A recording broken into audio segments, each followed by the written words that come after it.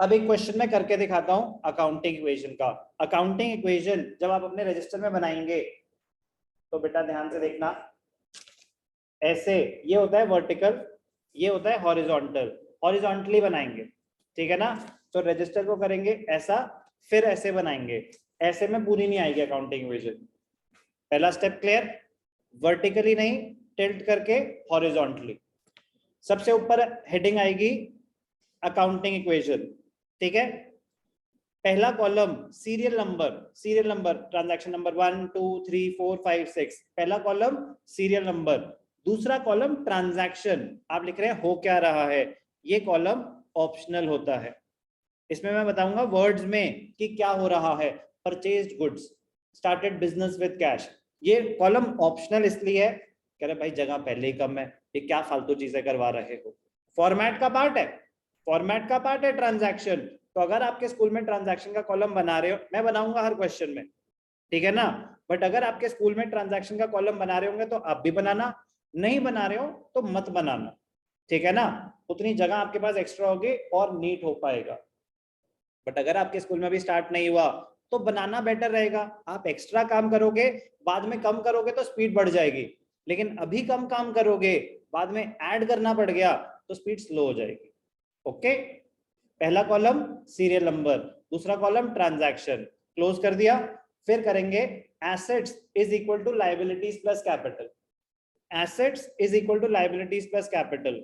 जितनी भी स्पेस बची है उसका 60% कम से कम एसेट्स के लिए छोड़ देना, 40% लायबिलिटीज प्लस कैपिटल के लिए छोड़ देना।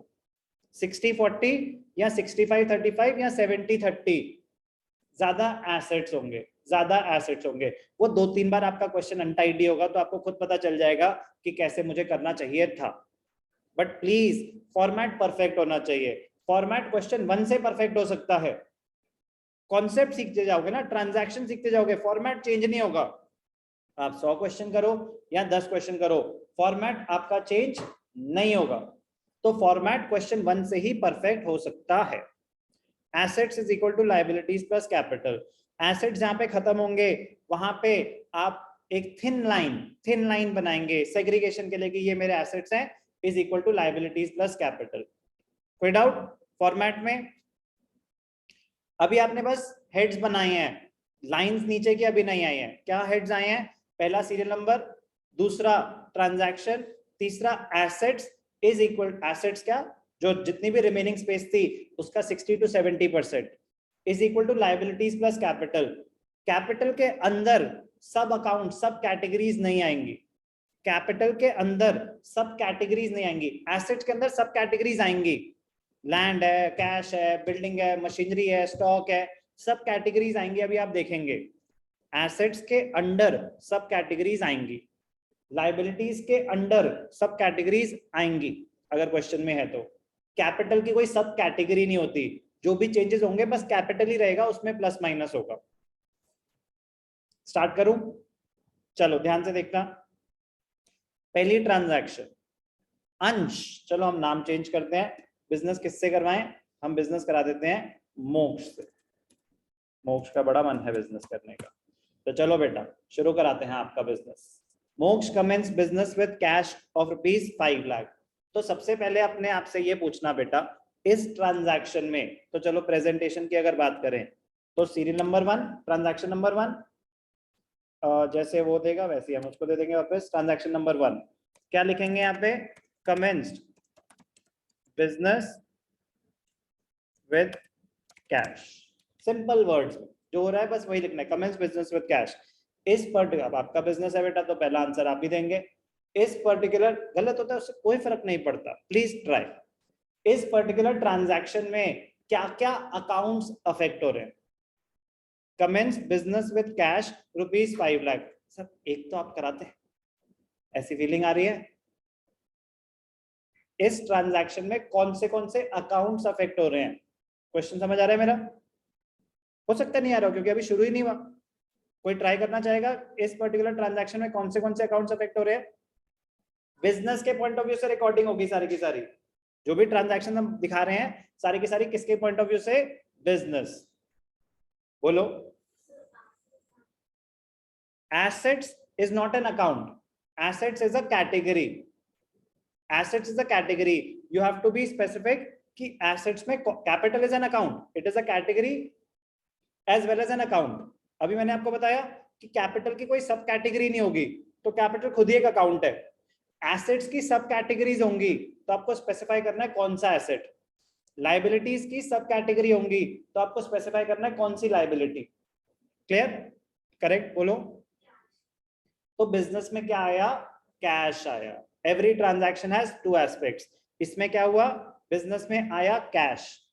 एसेट्स बढ़े, बिजनेस के पॉइंट ऑफ व्यू से एसेट्स बढ़े या कम होंगे?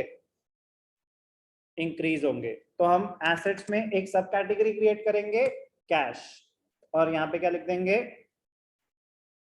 Plus 5 lakh, plus 5 lakh. कोई भी डाउट? कैश इंक्रीज हुआ, एक एस्पेक्ट. इस ट्रांजैक्शन का दूसरा एस्पेक्ट क्या होगा राघव? बिजनेस में कैश तो आया, और कहां से आया? बिजनेस में कैश आया 5 लाख रुपए, कहां से आया? लोन लिया. ट्राई करो. ओनर ने दिया बेटा, अभी लोन थोड़ी ना लिया है. ओनर ने अपने पैसे डाले हैं, कह रहा है लोन लिया है. उसको भरोसा ही नहीं हो रहा कि मोक्ष ने 5 लाख रुपए डाल दिए. लिखा है कि अगर Moksh commence business with cash, owner commence business with cash, मतलब अपना पैसा लेके आया है. तो लोन लिया है या अपना पैसा डाला है? अपना पैसा डाला है. तो कौन से अकाउंट में दिखाते हैं उसको? अनुष्का, ओनर ने जो पैसा बिजनेस में इन्वेस्ट करा है उसको कौन से अकाउंट में दिखाते हैं? उस अकाउंट का नाम क्या होता है? Capital. Capital. Capital is the money invested bye the owner in the business. Every transaction has two aspects, debit aspect, credit aspect.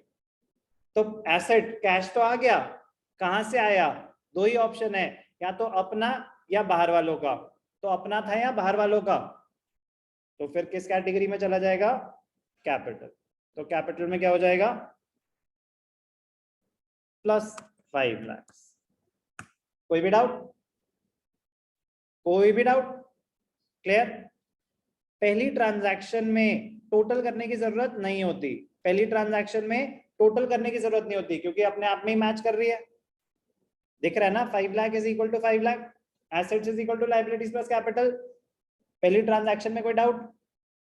मोक्ष commence business with cash 5 lakh. क्या हुआ? आपका कैश बढ़ा, एसेट बढ़ा, बट कहां से आया? ओनर लेके आया, कैपिटल बढ़ी.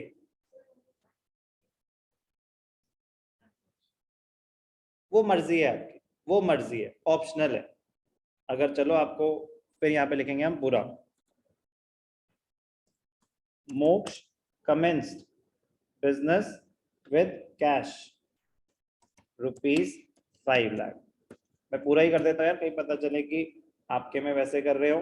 बट मैं बता रहा हूँ कि ये ध्यान रखना कि हो सकता है कि आपके स्कूल में ट्रांजैक्शन का कॉलम ही ना बना रहे हो. तो प्लीज प्रैक्टिस कर लेना, क्योंकि एक दो क्वेश्चन तो ट्रांजैक्शन के साथ ही करना, बाद में देख लेना कि आपको करा रहे हैं कि नहीं करा रहे. हम एक बार ही कंप्लीट कर लेते हैं. पहली ट्रांजैक्शन में किसी को कोई डाउट? मैं कह रहा हूं कि पहली ट्रांजैक्शन के बाद कोई लाइन खींचने की जरूरत नहीं है. इसी के बाद क्या आ जाएगा? सेकंड ट्रांजैक्शन यहीं पे.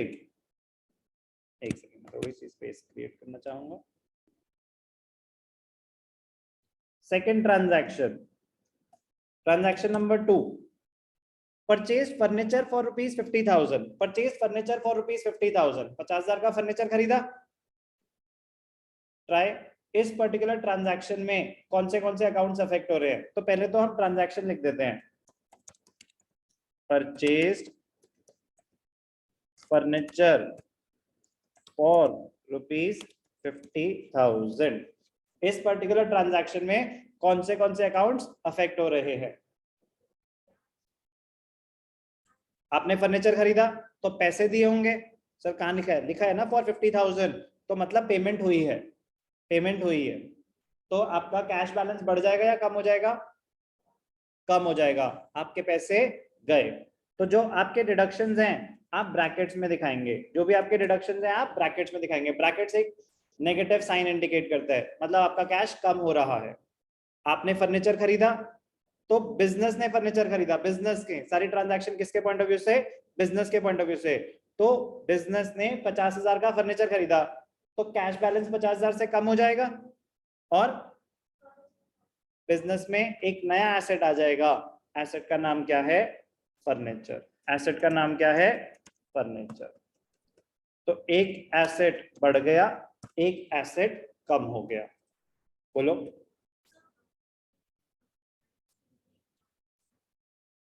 अलाउड है। अकाउंट्स में ब्रैकेट्स यूज करते हैं, आप माइनस साइन यूज कर सकते हैं, that is insignificant. That is insignificant कि जो चीज कम हो रही है आप उसको माइनस कर देना, जो चीज बढ़ रही है आप उसको प्लस कर देना।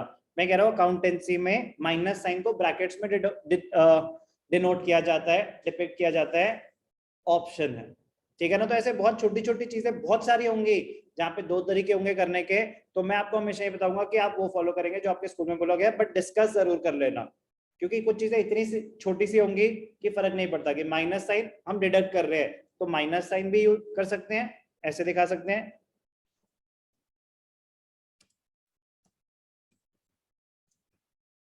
बेस्ट ये रहेगा अगर माइनस साइन भी। और एक होता है कि कुछ स्कूल्स में जब होंगे ना आपको खुद ही पता चल जाएगा कि वो ब्रैकेट्स में दिखा रहे हैं। किस किस के स्कूल में अकाउंटिंग इक्वेशन शुरू हो चुका है अभी, आप तो तीनों सेम स्कूल में हो, ठीक। पॉइंट इज जिस चीज का बैलेंस कम हो रहा है वो डिडक्ट हो रही है, तो आप उसको ब्रैकेट्स में भी दिखा सकते हैं, माइनस साइन से भी डिनोट कर सकते हैं, दैट इज इनसिग्निफिकेंट। ट्रांजैक्शन का इंपैक्ट, कैश बैलेंस कम हो गया और एक एसेट बढ़ गया।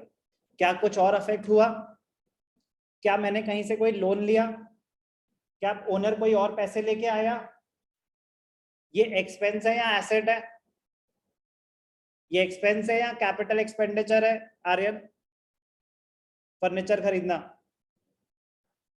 एसेट है, it is not an expense. तो हमने सीखा था all expenses and losses will be deducted from the capital, क्योंकि डाउट आएगा ना कि सर अगर फर्नीचर खरीदा तो कैपिटल में से माइनस क्यों नहीं हुआ।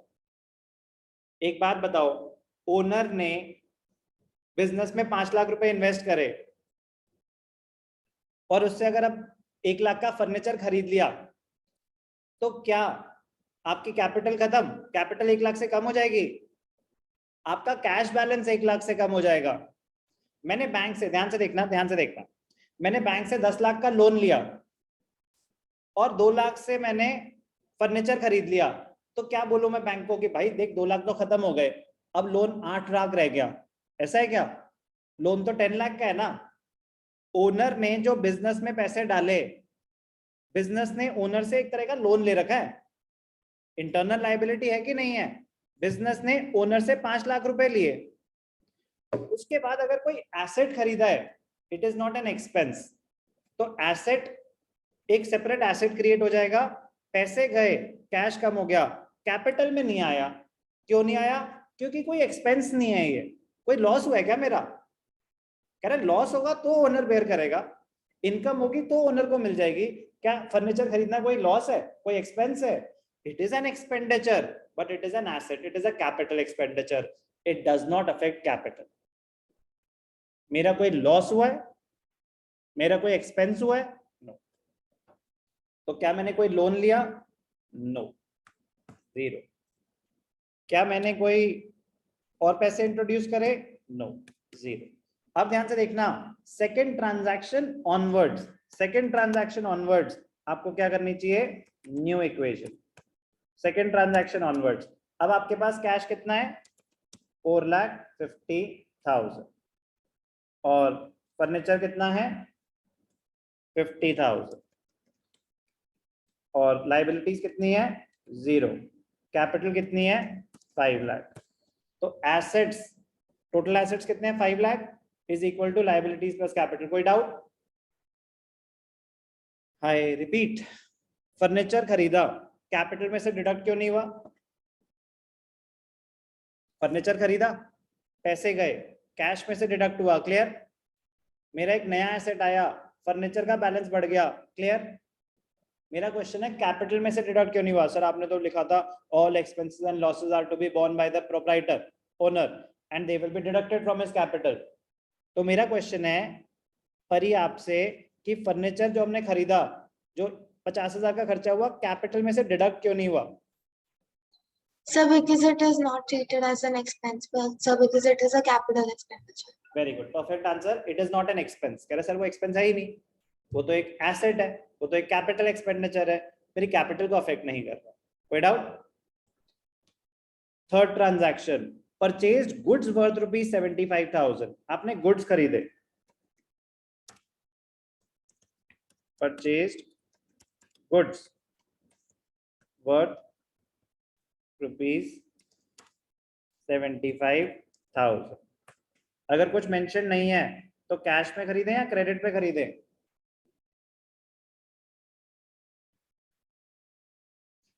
बोलो जल्दी।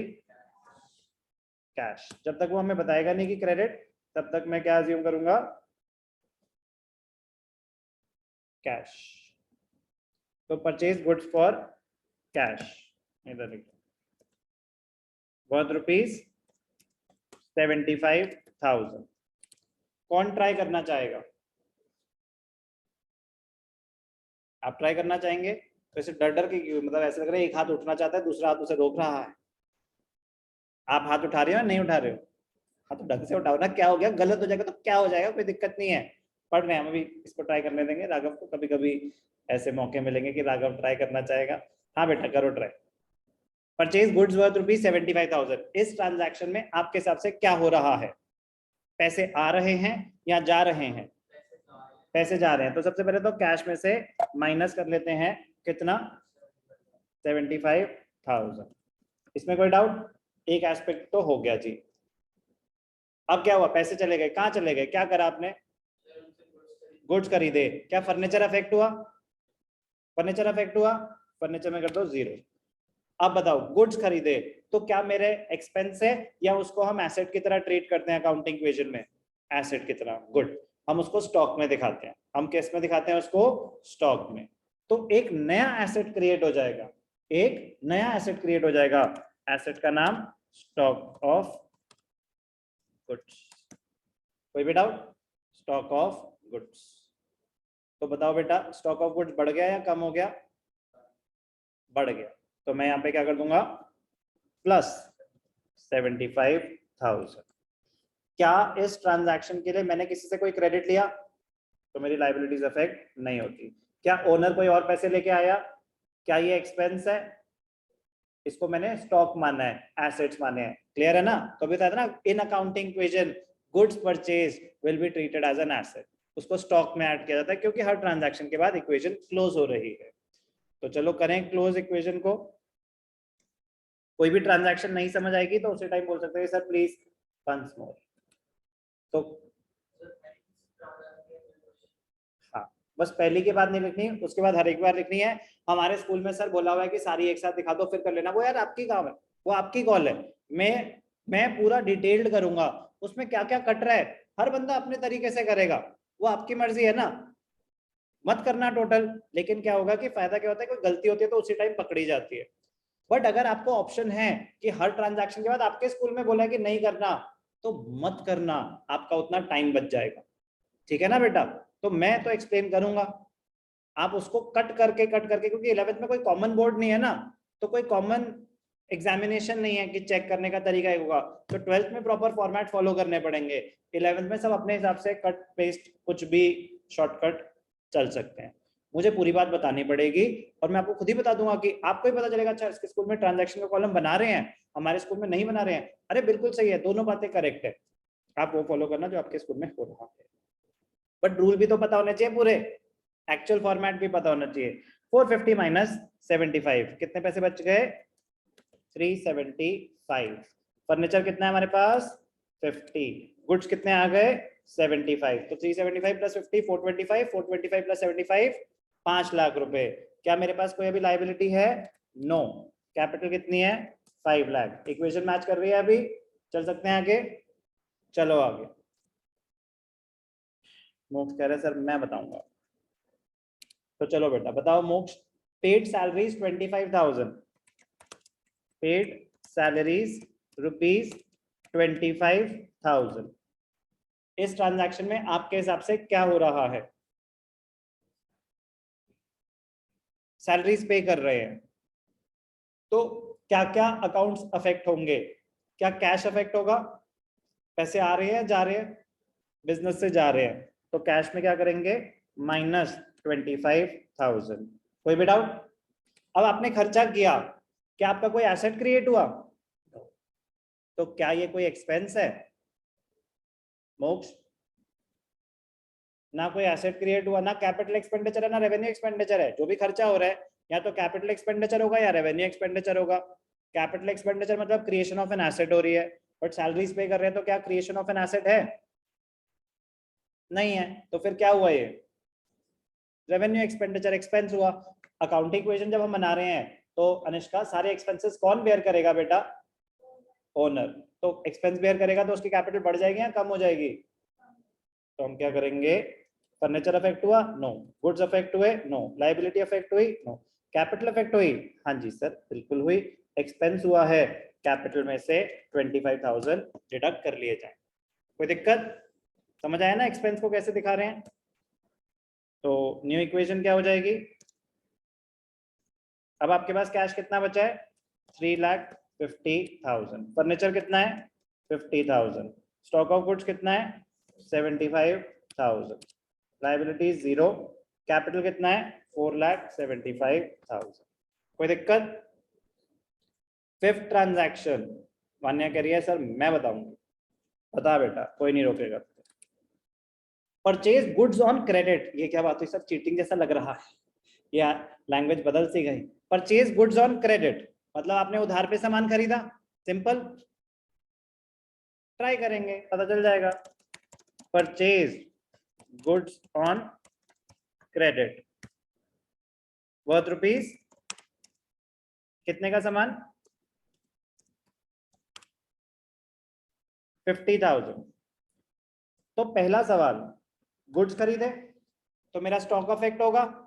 ठीक है, 50,000 का सामान खरीदा, क्या मैंने अभी पैसे दिए हैं? क्रेडिट लिखा है ना उन्होंने, तो वो बताएंगे कब कैश ट्रांजैक्शन है कब क्रेडिट ट्रांजैक्शन है। आपने सामान उधार पे लिया है, पैसे नहीं दिए हैं, तो क्या कैश बैलेंस अफेक्ट होगा आर्यन? नहीं होगा। क्या फर्नीचर से इसका कोई लेना देना? नहीं। क्या स्टॉक ऑफ गुड्स? आप बताओ वान्या। मैंने सामान खरीदा क्रेडिट पे, मैंने सामान खरीदा क्रेडिट पे, तो क्या हुआ? गुड्स बढ़ेंगे या कम होंगे? सामान खरीदा है तो गुड्स बढ़ेंगे। कितने से बढ़ेंगे? 50,000। बट पैसे तो दिए नहीं, इक्वेशन तो बैलेंस नहीं हो रही। बेटा उसका हक है, आप अगला क्वेश्चन आप ही बताएंगे। हाँ बोलो बेटा। गुड, क्योंकि आपने पेमेंट नहीं करी, आपने क्रेडिट पे सामान खरीदा, तो आपकी एक लायबिलिटी क्रिएट हो गई। आपकी एक लायबिलिटी क्रिएट हो गई। आपने उधार पे सामान खरीदा, लायबिलिटी क्रिएट हो गई। लायबिलिटी का नाम क्या है? क्रेडिटर्स। लायबिलिटी का नाम क्या है? क्रेडिटर्स। कितने की लायबिलिटी क्रिएट हो गई? 50,000। तो assets is equal to liabilities match कर रहे हैं इंटरनली। ठीक है जी। क्या कोई एक्सपेंस या लॉस हुआ इस ट्रांजैक्शन में? नहीं। Goods purchased is treated as an asset while preparing accounting equation, क्योंकि वो स्टॉक में दिखाया जाता है। तो इस ट्रांजैक्शन के बाद मेरी न्यू इक्वेशन क्या है? कैश 350, फर्नीचर 50, गुड्स 125, क्रेडिटर्स 50 और कैपिटल 475। 475 प्लस 50 525, 525। कोई भी डाउट? कोई भी डाउट? किसको लगता है उसको बहुत अच्छे से आता है अभी तक? क्योंकि अब ट्रांजैक्शन थोड़ी सी और मजेदार होने वाली है। कौन ट्राई करना चाहेगा? हाथ उठा रही है या बाल ठीक कर रही है? हाँ हो गए ठीक। आप बताओ बेटा, ट्राई करना चाहोगे? ठीक है चलो। 6th क्वेश्चन मजेदार, ध्यान से देखना बेटा सब। Sold goods costing ₹40,000 for ₹65,000। तो 40,000 रुपए का सामान आपने 65 का बेचा। तो पहले मैं आपको एक चीज, एक हिंट देना चाहूंगा। Stock of goods, it is valued at cost price, ठीक है ना। कॉस्ट प्राइस मतलब परचेज प्राइस। वो आगे जाके हम रूल पढ़ेंगे, कॉस्ट और market price whichever is less, वो आगे की बात है, अभी की नहीं है। तो जो स्टॉक ऑफ गुड्स आप किस वैल्यू पे दिखाते हैं, परचेज प्राइस। किस वैल्यू पे दिखाते हैं, परचेज प्राइस, कॉस्ट प्राइस, जो स्टॉक है। तो ध्यान से देखना बेटा, 6th ट्रांजैक्शन इंपॉर्टेंट है। सोल्ड गुड्स कॉस्टिंग 40,000 फॉर 65,000, 40,000 का सामान आपने 65,000 का बेच दिया। तो पहले तो मैं ट्रांजैक्शन लिखना चाहूंगा, sold goods costing rupees 40,000 for rupees 65,000। पैसे कितने आए, पैसे आए 65,000। इसमें किसी कोई डाउट? तो मेरा कैश बैलेंस तो बढ़ गया 65,000 से, ठीक है जी। क्या फर्नीचर से कोई लेना देना, फर्नीचर से कोई लेना देना नहीं। स्टॉक गया, मेरा सामान बेच रहा हूं तो मेरा स्टॉक कम हो जाएगा। 40,000 का सामान आपने 65,000 में बेचा, तो स्टॉक 40,000 से कम होगा या 65 से? अनिष्का, 40,000 का सामान आपने 65 में बेचा, तो पैसे तो आए आपके पास 65, जो आपका स्टॉक का बैलेंस है वो 40,000 से कम होगा या 65,000 से? 40,000। मोक्ष,